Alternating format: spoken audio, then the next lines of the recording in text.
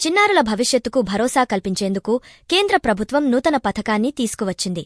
NPS వాత్సల్య పేరుతో కొత్త పథకానికి ప్రధాని మోదీ సర్కార్ శ్రీకారం చుట్టింది. కేంద్ర ఆర్థిక మంత్రి నిర్మలా సీతారామన్ అధికారికంగా వాత్సల్య పథకాన్ని సెప్టెంబర్ 18న ప్రారంభించారు.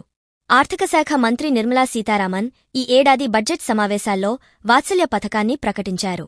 ఈ మేరకు పిల్లల భవిష్యత్తుకు భరోసా కల్పించేందుకు దీర్ఘకాలంపాటు పెట్టుబడి పెట్టాలనుకునే వారికి సరైన పథకంగా దీన్ని వర్ణించారు.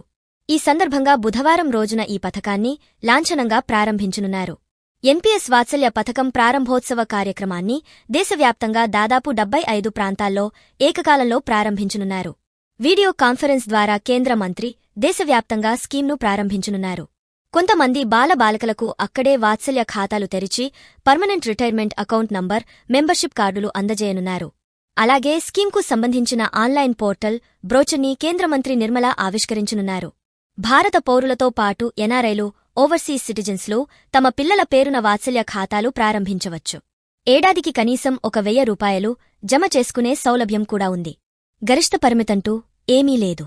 ఈ పొదుపు ద్వారా తల్లిదండ్రులు పన్ను మినహాయింపు పొందవచ్చు. ప్రస్తుతం ఏఐటీసీ కింద లభిస్తున్న 1,50,000 రూపాయల మినహాయింపునకు ఇది అదనం.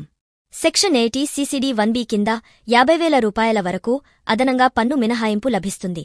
60 ఏళ్లు నిండిన తర్వాత అప్పటివరకు పొదుపు చేసిన సొమ్ములో 60% ఏకమొత్తంగా వెనక్కి తీసుకోవచ్చు. మిగిలిన మొత్తాన్ని సాధారణ పెన్షన్ చెల్లింపుల రూపంలో ఇస్తారు. పిల్లలో పొదుపు, ఆర్థిక బాధ్యతలపై అవగాహన కల్పించడం ఈ పథకం ఆశయాలు అని చెప్పవచ్చు. దేశ ప్రజలకు సామాజిక ఆర్థిక భద్రత కల్పించే లక్ష్యంతో కేంద్ర ప్రభుత్వం 2004లో జాతీయ పింఛన్ పథకాన్ని తీసుకొచ్చింది. ప్రజలకు దీర్ఘకాలిక పెట్టుబడి ప్రయోజనాలు, పన్ను ప్రయోజనాలు సైతం కల్పిస్తుండటంతో దీనికి ఆదరణ లభించింది. అందులో భాగంగానే ప్రస్తుతం ఎన్పీఎస్ వాత్సల్య పథకాన్ని తీసుకొస్తోంది.